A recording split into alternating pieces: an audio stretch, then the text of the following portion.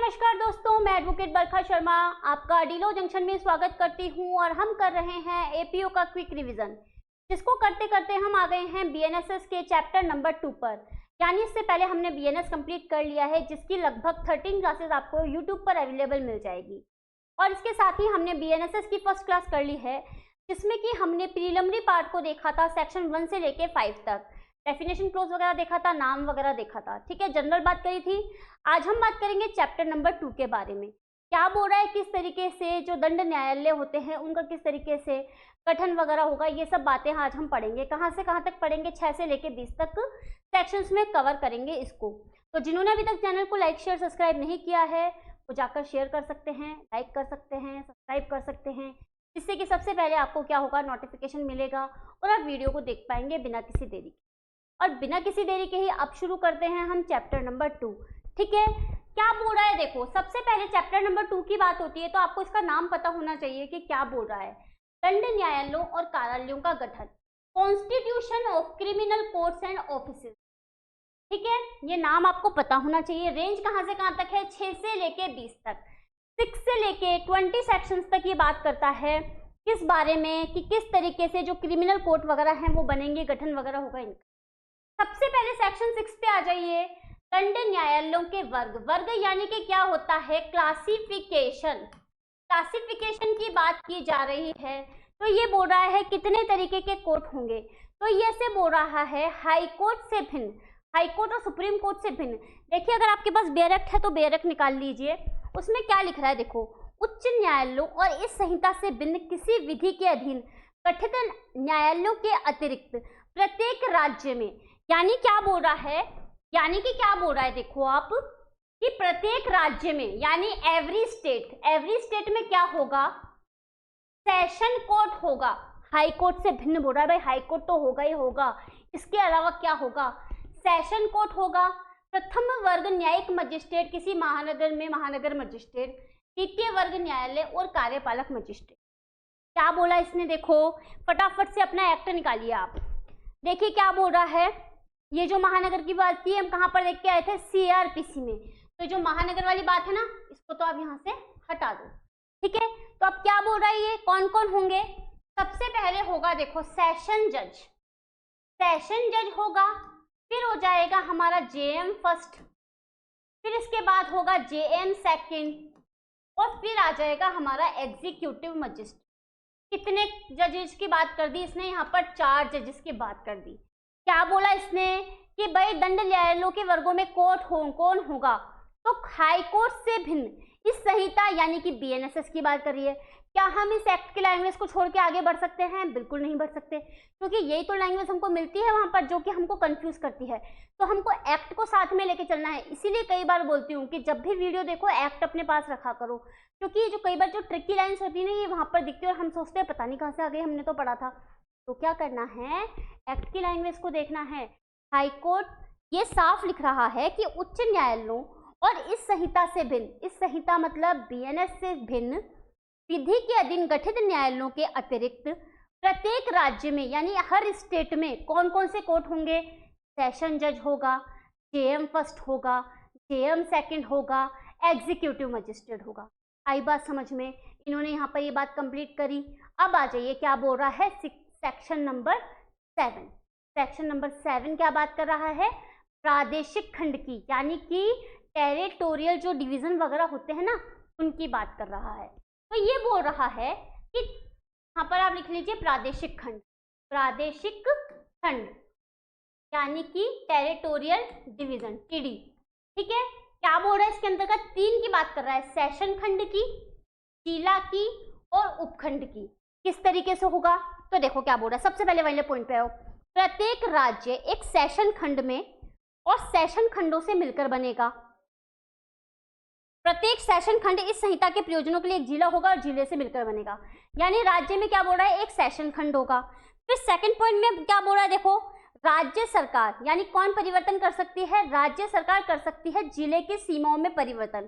Question बन सकता है यहाँ पर, ध्यान रखिएगा, राज्य सरकार जिले की सीमाओं में संख्याओं में परिवर्तन कर सकती है। किसी के कंसर्न से करती है, बिल्कुल। किसका कंसर्न ले सकती है, हाई कोर्ट के कंसर्न से। हाईकोर्ट के कंसर्न से क्या कर सकती है, जिले की सीमाओं और संख्याओं में परिवर्तन कर सकती है। साथ ही में क्या कर सकती है, जिले को उपखंड में विभाजित कर सकती है और उपखंड की भी सीमाओं और संख्याओं में परिवर्तन कर सकती है। कौन कर सकती है, राज्य सरकार कर सकती है। अब इसके साथ इसने पता है क्या बोला कि भाई ये संहिता लागू हुई, कब से लागू हुई, 1 जुलाई 2024 से। तो उससे पहले जो भी सेशन खंड वगैरह थे ना, तो वो जो अब वर्तमान में है उसी जिले में जो मतलब उसी में कन्वर्ट हुए माने जाएंगे। ऐसे नहीं होगा कि उनके लिए कुछ अलग से बनाना पड़ेगा। तो सेशन खंड, जिला, उपखंड ये सब किस में इंक्लूड माने जाएंगे, जो पहले से चल रहे हैं उनमें। अब ये नहीं करेंगे कि कोई नए बनाएंगे, भाई नई संहिता आ गई तो नए बनाए, ऐसे नहीं होगा। आपको बात समझ में आई? क्या बोला सबसे पहले है चैप्टर नंबर 2, क्या बोल रहा है, दंड न्यायालयों का गठन, और क्या बोल रहा है, कार्यालयों का गठन। इसमें कहाँ से कहाँ तक सेक्शन आ रहे हैं, 6 से लेके 20। सबसे पहले वाला सेक्शन क्या बात कर रहा है, क्लासिफिकेशन की बात कर रहा है, यानी कि दंड न्यायालयों के वर्ग कौन कौन से थे। तो बोल रहा था हाई कोर्ट और उससे भिन्न संहिता के अंतर्गत कौन कौन से होंगे, याद रखना है, session court, JM first, JM second और एग्जीक्यूटिव मजिस्ट्रेट। फिर क्या बोला, प्रादेशिक खंड की बात करी, उनको आप ऐसे 3 में डिवाइड कर सकते हो, सेशन खंड, जिला और उपखंड। ठीक है, किसी भी तरीके का चेंज कौन करेगा, राज्य सरकार करेगी। कंसर्न किससे करेगी, यानी परामर्श वगैरह किससे लेगी, तो उच्च न्यायालय के परामर्श से। क्या यहाँ पे ये क्वेश्चंस बनते हैं, बिल्कुल बनते हैं। इसीलिए मैं आपको ये सेक्शंस मैंने 2 बार बताए हैं, कई बार यहाँ से क्वेश्चन पूछा जाता है। अब आ जाइए आगे, चलिए अब हम बात करते हैं सेक्शन नंबर 8 के बारे में। सेक्शन 8 किस बारे में बात करता है, सेशन कोड के बारे में बात करता है।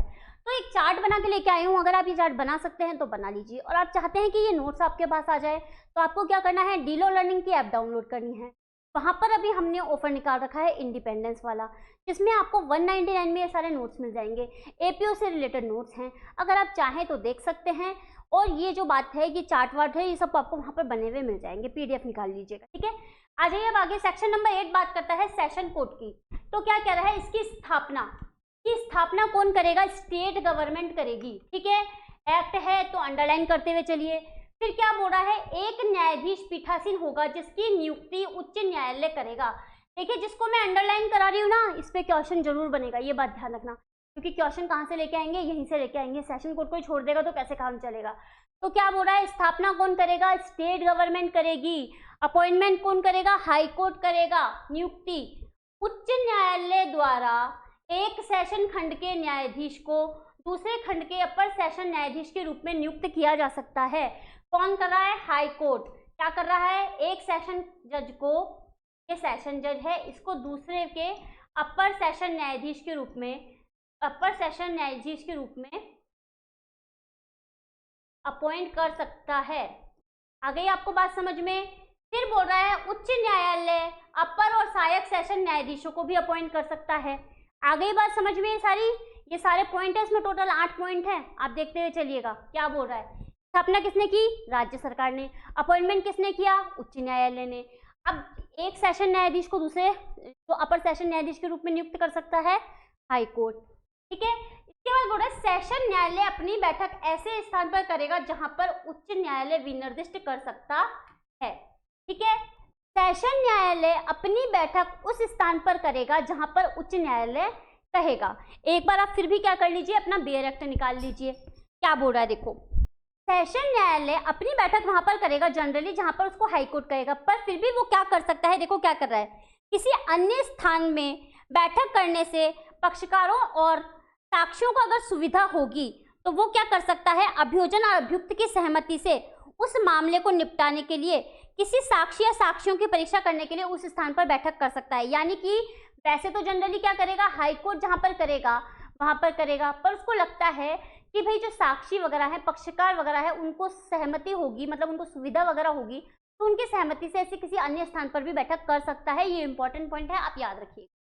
ठीक है, इसके बाद देखिए, जहां पद रिक्त है वहां अर्जेंट आवेदन उच्च न्यायालय और सहायक न्यायाधीश द्वारा, यह नहीं तो मुख्य न्यायाधीश।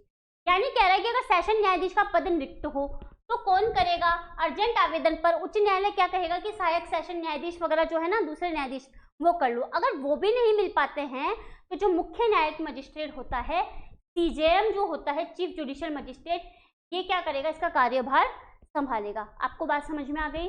कौन संभालेगा कार्यभार? मुख्य न्यायिक मजिस्ट्रेट कार्यभार संभालेगा। इसके बाद आ जाओ सेशन न्यायाधीश। इंपॉर्टेंट पॉइंट है, देखो इसके सारे पॉइंट इंपॉर्टेंट है। सेशन न्यायाधीश अपर सेशन न्यायाधीशों के बीच कार्य समय पर वितरण के आदेश दे सकेगा। मतलब ये जो नियम वगैरह होंगे, ये जो कानून बनाएगा, ये कौन बनाएगा? इनके संबंध में सेशन कोर्ट बनाएगा। आपको ये बात पता होनी चाहिए, ठीक है? अगर आपको बात समझ में आ गई तो ठीक है, नहीं तो आप रिवाइंड करके देख सकते हैं। फिर भी एक शॉर्ट रिविजन दोबारा लेती हूँ। क्या बोल रहा है? सेक्शन नंबर 8 सेशन कोर्ट की बात कर रहा है। स्थापना करेगी स्टेट गवर्नमेंट, नियुक्ति करेगा हाई कोर्ट। एक सेशन कोर्ट को दूसरे उसमें ट्रांसफर किया जा सकता है। अपर सहायक सेशन न्यायाधीश को कौन करेगा? हाई कोर्ट करेगा। इसके बाद बोल रहा है उच्च न्यायालय अपर और सहायक सेशन न्यायाधीश को भी अपॉइंट कर सकता है। सेशन न्यायालय जनरली अपनी बैठक कहाँ पर करेगा? जहाँ पर कि हाई कोर्ट करेगा, पर वो पक्षकारों की सहमति, साक्ष्यों की सुविधा को देखते हुए किसी अन्य स्थान पर भी बैठक कर सकता है। कार्यों के बारे में जो दूसरे न्यायाधीश होते हैं, कौन से? अपर सहायक सेशन न्यायाधीश वगैरह, ये जो होते हैं ना, इनके बारे में नियम कौन बनाएगा? कार्य के वितरण वाले ये बनाएगा हमारा सेशन कोर्ट, ठीक है? इसके बाद क्या बोल रहा है कि इस तरीके से हमारी क्या होती है, सेक्शन 8 की जो प्रोसेस है वो कंप्लीट हो जाता है, ठीक है? आगे बात समझ में, सेक्शन 9 की तरफ चलते हैं। सेक्शन 9 बात कर रहा है हमारा न्यायिक मजिस्ट्रेटों के न्यायालय। इसके बारे में जुडिशियल मजिस्ट्रेट की जो कोर्ट्स होती है उनके बारे में बात कर रहा है। क्या बोल रहा है? राज्य सरकार यानी कि स्टेट गवर्नमेंट उच्च न्यायालय से परामर्श करने के बाद प्रथम व द्वितीय वर्ग न्यायिक मजिस्ट्रेट के इतने न्यायालय स्थापित करेगी जितने आवश्यक है। क्वेश्चन बनता है कि भाई जो जुडिशियल मजिस्ट्रेट के कोर्ट्स होते हैं उनकी स्थापना कौन करता है? तो हमारा जो स्टेट गवर्नमेंट है वो करता है। उच्च न्यायालय से परामर्श करने के बाद कितने कोर्ट स्थापित करेगा? भाई जितने आवश्यक होंगे उतने कोर्ट स्थापित करेंगे। आ गई बात समझ में? सेक्शन 9 बात कर रहा है जुडिशियल मजिस्ट्रेट के कोर्ट की, यानी कि न्यायिक मजिस्ट्रेट के न्यायालय की। कौन स्थापित करेगा? स्टेट गवर्नमेंट हाई कोर्ट से परामर्श के बाद जितने आवश्यक होंगे उतने। फिर बोल रहा है उक्त न्यायालयों के पीठासीन अधिकारी की नियुक्ति कौन करेगा? उच्च न्यायालय के द्वारा होगी, यानी कि हाई कोर्ट के द्वारा अपॉइंट किए जाएंगे। उच्च न्यायालय प्रथम वर्ग व द्वितीय वर्ग मजिस्ट्रेट की शक्तियां प्रदान कर सकता है। इंपोर्टेंट मार्क कर लो, इंपोर्टेंट मार्क कर लो। क्या बोल रहा है? हाई कोर्ट क्या करेगा? जेएम फर्स्ट और जेएम सेकंड जो होगा इनकी शक्तियां प्रदान करेगा। इनको शक्ति कौन प्रदान करेगा? हाई कोर्ट प्रदान करेगा। याद रखना, स्टेट गवर्नमेंट में कंफ्यूज मत हो जाना। स्टेट गवर्नमेंट तो क्या करती है? स्थापित करती है। किससे परामर्श लेने के बाद? हाई कोर्ट से परामर्श लेने के बाद। कितने स्थापित करेगी? जितने की आवश्यक होंगे। आ गई बात समझ में? लेकिन अपॉइंटमेंट कौन करता है? हाई कोर्ट करता है।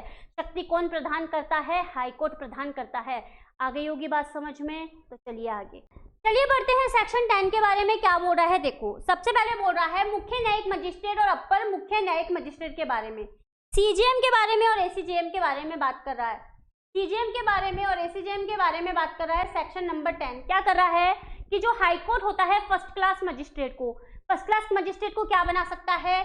सीजेएम बना सकता है, एसीजेएम बना सकता है, और क्या बना सकता है? उपखंड न्यायिक मजिस्ट्रेट बना सकता है। क्या बना सकता है? डिवीजन मजिस्ट्रेट जो होता है ना, एसडीएम वो वगैरह वो बना सकता है। तो क्या बोल रहा है? देखो, फर्स्ट नंबर का पॉइंट कि उच्च न्यायालय प्रत्येक जिले में किसी फर्स्ट क्लास मजिस्ट्रेट को क्या बना सकता है? सीजेएम बना सकता है। नंबर 1 पॉइंट हो गया। सेकंड पॉइंट देखो, उच्च न्यायालय किसी प्रथम वर्ग न्यायिक मजिस्ट्रेट को, यानी कि जेएम फर्स्ट को अपर मुख्य न्यायिक मजिस्ट्रेट नियुक्त करेगा, यानी कि एसीजेएम की बात हो गई। इस मजिस्ट्रेट को इस संहिता के अधीन तत्समय प्रवर्तित किसी अन्य विधि के अधीन, सब कुछ काट दो, मुख्य न्यायिक मजिस्ट्रेट की सभी या कोई शक्तियां होंगी जिसका कि हाई कोर्ट निर्देश करे। यानी कि ये सीजेएम की पावर को एक्सरसाइज कर सकता है। कौन सी वाली? जो कि इसको हाई कोर्ट दे देगा। आ गई बात समझ में? क्या बोल रहा है कि एसीजेएम सीजेएम की पावर को यूज करेगा अगर उसको हाई कोर्ट कहेगा तो। किसी बात समझ में आ गई? क्या बोला? हाई कोर्ट अपॉइंट करेगा। किसको? सीजेएम को। किसको कर सकता है? जेएम फर्स्ट को।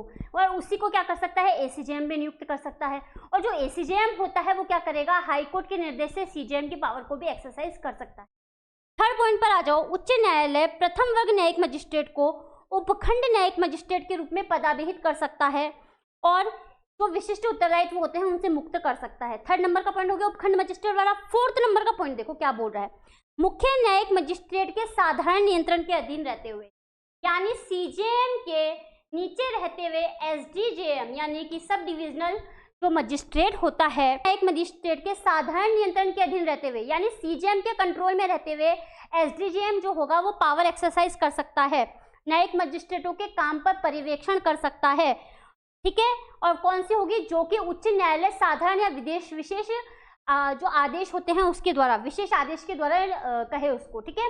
बात समझ में आई आपको? क्या बोला इसने, सेक्शन 10 ने बोला सीजेएम एसीजेएम के बारे में। जेएम फर्स्ट को नियुक्त किया जाएगा हाई कोर्ट के द्वारा, ठीक है। सीजेएम एसीजेएम, एसीजेएम क्या कर सकता है, सीजेएम की पावर को यूज कर सकता है अगर हाई कोर्ट कहे तो। इसके बाद बोल रहा है एसडीजेएम यानी कि उपखंड मजिस्ट्रेट के बारे में। तो सीजेएम के नियंत्रण के अधीन रहते हुए एसडीजेएम पावर यूज कर सकता है, न्यायिक मजिस्ट्रेट जो होते हैं उनका क्या कर सकता है, पर्यवेक्षण वगैरह कर सकता है। और क्या काम कर सकता है, जो हाई कोर्ट कहे साधारण या विशेष आदेश के द्वारा। आगे बात समझ में, इतनी बात समझ में आ गई तो सेक्शन 11 की तरफ क्या बोल रहा है, विशेष न्यायिक मजिस्ट्रेट की बात कर रहा है। कौन से होते हैं, केंद्रीय राज्य सरकार के अनुरोध पर उच्च न्यायालय यानी कि सेंट्रल गवर्नमेंट और स्टेट गवर्नमेंट के अनुरोध पर क्या करेगा, हाई कोर्ट करेगा। किसी व्यक्ति को सरकार के अधीन पद धारण करता है, प्रथम व द्वितीय वर्ग न्यायिक मजिस्ट्रेट को इस संहिता द्वारा शक्तियां प्रदान कर सकता है, ठीक है। 1 वर्ष से अनधिक अवधि के लिए नियुक्त किया जाएगा, जितनी उच्च न्यायालय साधारण या विशेष आदेश के दौरान निर्दिष्ट करे। ये बोल रहा है, हमने केवल रीड किया है, अब आगे देखेंगे। ये बोल रहा है विशेष न्यायिक मजिस्ट्रेट को नियुक्त किया जाएगा, तो कौन करेगा, हाई कोर्ट अपॉइंट करेगा। किसके अनुरोध पर, सेंट्रल गवर्नमेंट या फिर क्या होगा हमारा स्टेट गवर्नमेंट अगर कहेगा तो किसी व्यक्ति या सरकार को क्या किया जा सकता है, अपॉइंट किया जा सकता है विशेष न्यायिक मजिस्ट्रेट के रूप में। प्रथम वर्ग में द्वितीय वर्ग न्यायिक मजिस्ट्रेट को इस संहिता द्वारा शक्तियां प्रदान कर सकता है, ठीक है। यानी जेएम फर्स्ट या जेएम सेकंड को इसके अंतर्गत शक्तियां प्रदान कर सकता है कि तुम विशेष न्यायिक मजिस्ट्रेट का काम संभालो। कितनी अवधि के लिए नियुक्त किया जाता है, 1 वर्ष से अनधिक, यानी 1 वर्ष तक के लिए उसको अपॉइंट किया जाता है। फिर ये बोल रहा है जितना उच्च न्यायालय साधारण या विशेष आदेश के द्वारा निर्दिष्ट करे। भाई इनको लगता है कि इसको आगे बढ़ाना चाहिए तो वो आगे भी बढ़ा सकता है, फिर भी हम क्या करते हैं, एक बार हमारा BR देख लेते हैं।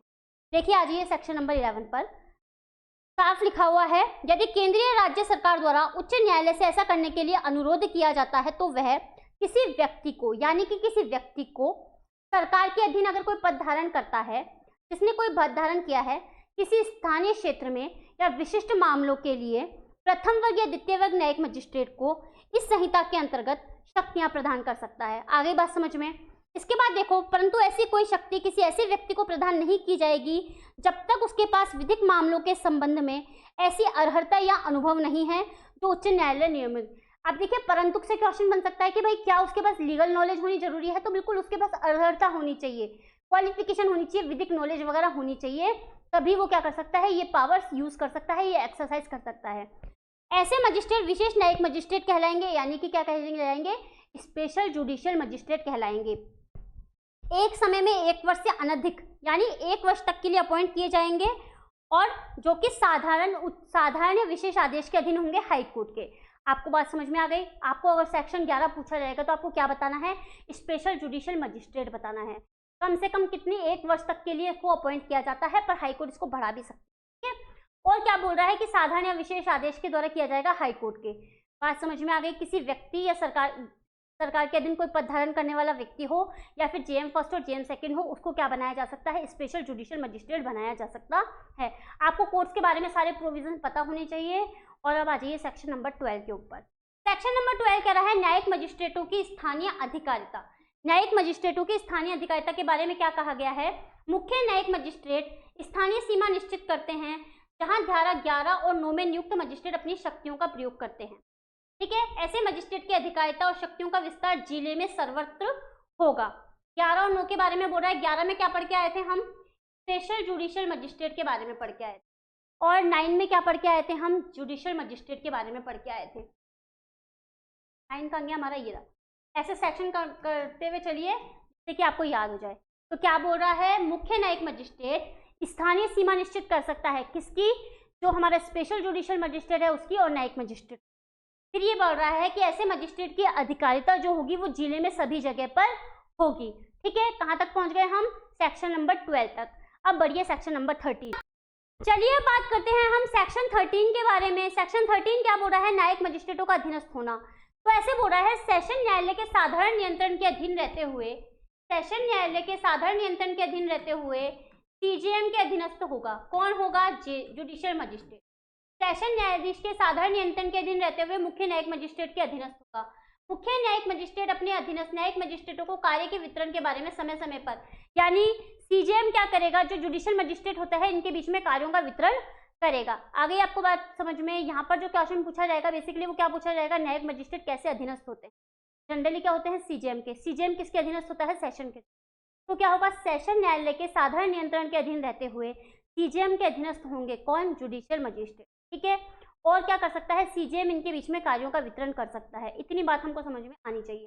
ठीक है, छोटा टॉपिक है लेकिन इंपॉर्टेंट है। अब आगे आ जाओ 14 नंबर के सेक्शन, 14 नंबर के सेक्शन पर आ जाइए आप।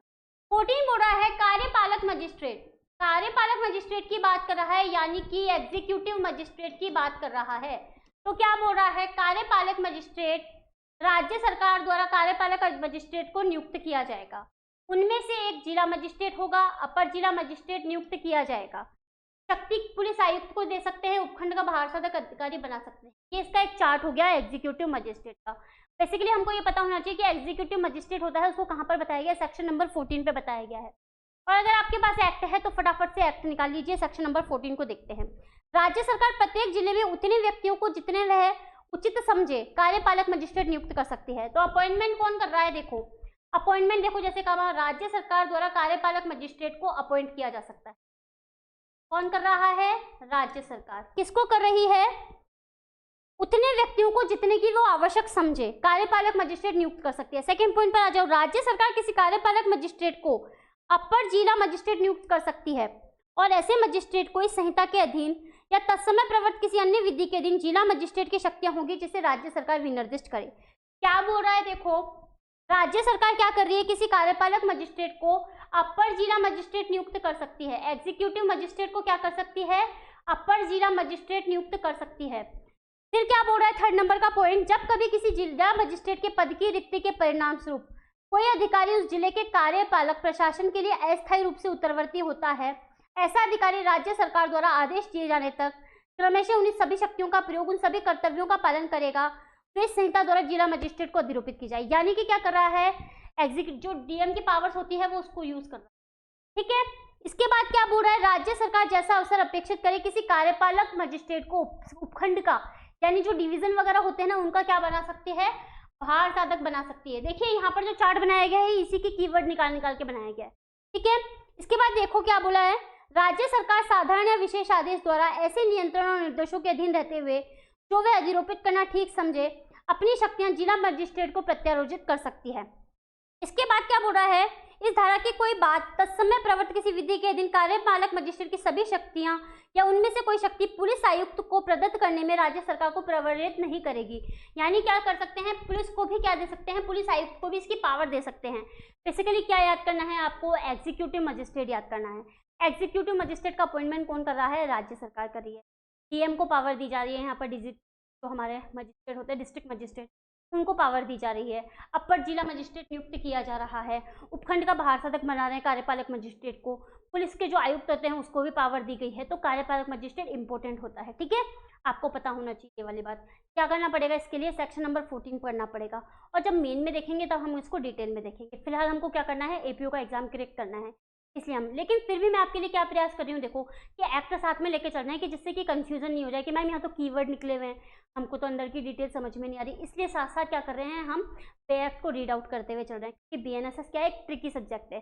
जब तक हम एक्ट को साथ में नहीं लेंगे हम, चलिए बढ़ते हैं हम सेक्शन 15 की तरफ। सेक्शन 15 बात करता है हमारा विशेष कार्यपालक मजिस्ट्रेट के बारे में, यानी कि स्पेशल एग्जीक्यूटिव मजिस्ट्रेट। क्या कह रहा है, देखो कि राज्य सरकार द्वारा कार्यपालक मजिस्ट्रेट का विशेष कार्यपालक मजिस्ट्रेट के रूप में नियुक्त कर सकती है। यानी क्या कर सकती है, एग्जीक्यूटिव मजिस्ट्रेट को ही स्पेशल एग्जीक्यूटिव मजिस्ट्रेट नियुक्त कर सकती है। फटाफट से एक बार लैंग्वेज देखो, राज्य सरकार विशिष्ट क्षेत्रों के लिए विशिष्ट कर्तव्यों के पालन करने के लिए कार्यपालक मजिस्ट्रेट या ऐसे किसी पुलिस अधिकारी को जो पुलिस अधीक्षक से पंक्ति का नीचे का ना हो, जो विशेष कार्यपालक मजिस्ट्रेट के रूप में ज्ञात हो, इतनी अवधि के लिए जितना वो उचित समझे नियुक्त कर सकेगी कार्यपालक मजिस्ट्रेटों को। यानी क्या बोल रहा है, किसी व्यक्ति को या पुलिस को कार्यपालक मजिस्ट्रेट के रूप में नियुक्त किया जा सकता है।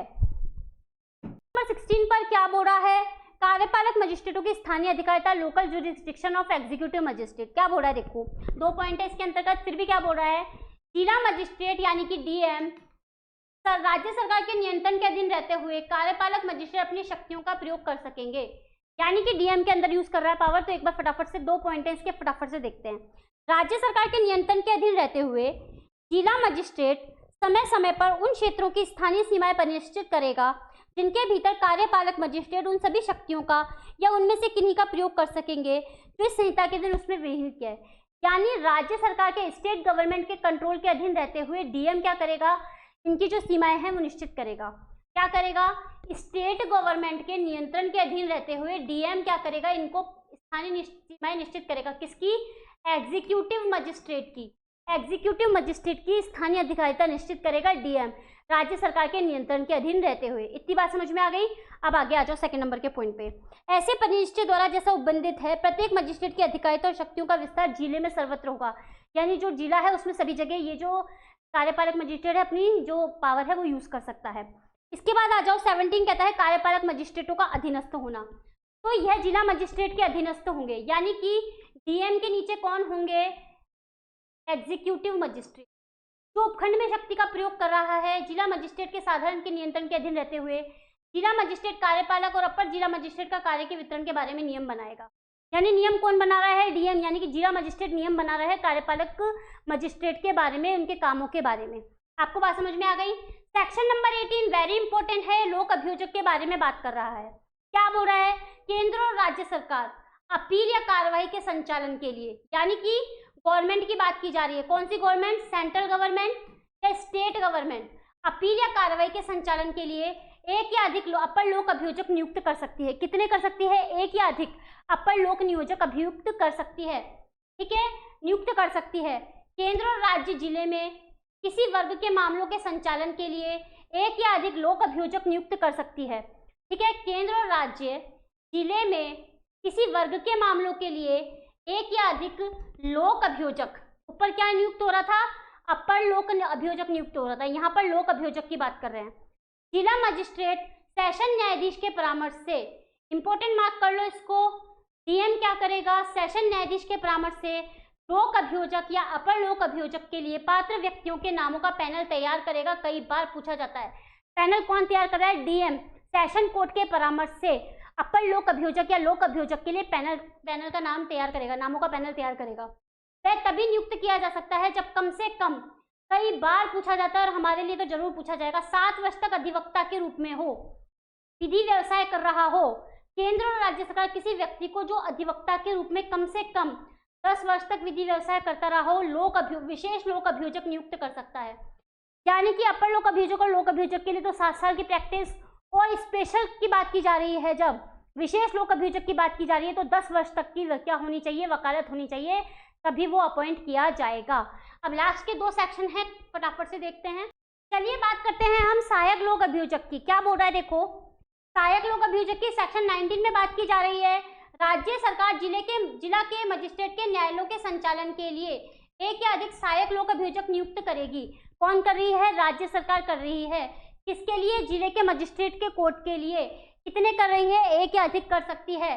केंद्र सरकार मजिस्ट्रेट के कोर्ट्स में किसी वर्ग के मामलों के लिए एक या अधिक लोक अभियोजक नियुक्त कर सकती है।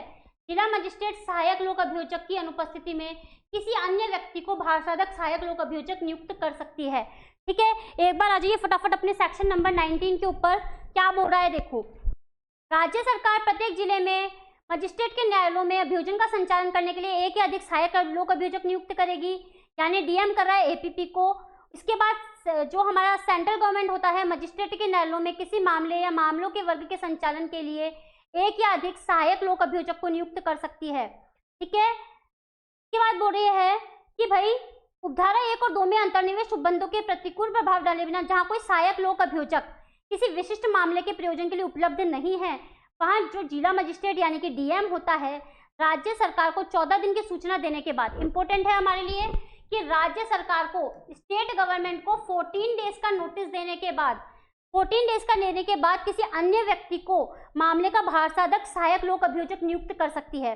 लेकिन कह रही है अगर किसी पुलिस अधिकारी को सहायक लोक अभियोजक बनाया जाएगा तो वो पात्र नहीं होगा। कब पात्र नहीं होगा, यदि उसने उस अपराध के अन्वेषण में, इन्वेस्टिगेशन में भाग ले लिया है जिसके संबंध में अभियुक्त अभियोजित है और वह निरीक्षक से पंक्ति के नीचे का है। सबसे पहले देखो, ये जो निरीक्षक होगा इसकी पंक्ति से नीचे का होगा तो नहीं होगा। और मान लीजिए जैसे हत्या का मामला चल रहा है, हत्या का मामला चल रहा है और इसका अन्वेषण किया है ए नाम के पुलिस ऑफिसर ने, तो इस पुलिस ऑफिसर को क्या किया नहीं किया जाएगा, सहायक लोक अभियोजक नियुक्त नहीं किया जाएगा। आ गई आपको बात समझ में। इसके बाद आ जाइए सेक्शन नंबर 20 पर, तो क्या बात कर रहा है हमारे लिए अभियोजन निदेशालय की। अभियोजन निदेशालय की बात कर रहा है, क्या बोल रहा है देखो, सेक्शन 20 जो है अभियोजन निदेशालय के बारे में बात कर रहा है। 4 पॉइंट है, फटाफट देखिए। राज्य सरकार राज्य में एक अभियोजन निदेशालय स्थापित करेगी। कौन स्थापित कर रहा है, राज्य सरकार यानी कि स्टेट गवर्नमेंट स्थापित कर रही है एक अभियोजन निदेशालय की, जिसमें एक अभियोजक निदेशक होगा और एक अभियोजन उप निदेशक होगा। आपको पता होना चाहिए ये चीज कि एक अभियोजन निदेशक और एक अभियोजन उप निदेशक होगा, ठीक है। कोई व्यक्ति अभियोजक निदेशक या वो अभियोजन उप निदेशक के रूप में नियुक्ति के लिए तभी पात्र होगा यदि उसने कितनी की है, 15 साल की वकालत की है, 15 साल तक वह अधिवक्ता के रूप में काम कर रहा है, सेशन न्यायाधीश रहा है, या तो वो सेशन कोर्ट का जज रहा हो या फिर उसने 15 साल की वकालत करी हो। इसके बाद क्या बोल रहा है, अभियोजक सहायक निदेशक के रूप में नियुक्ति के लिए तभी पात्र होगा यदि अधिवक्ता के रूप में कम से कम 7 वर्ष तक व्यवसाय रहा हो और प्रथम वर्ग मजिस्ट्रेट रहा हो, ठीक है। अभियोजन निदेशालय का प्रधान अभियोजक निदेशक होगा, ठीक है। जो निर्देशक होगा वो क्या होगा, इसका प्रधान होगा, जो राज्य में गृह विभाग के प्रशासनिक नियंत्रण के अधीन काम करेगा, यानी गृह विभाग के अंदर होगा वो।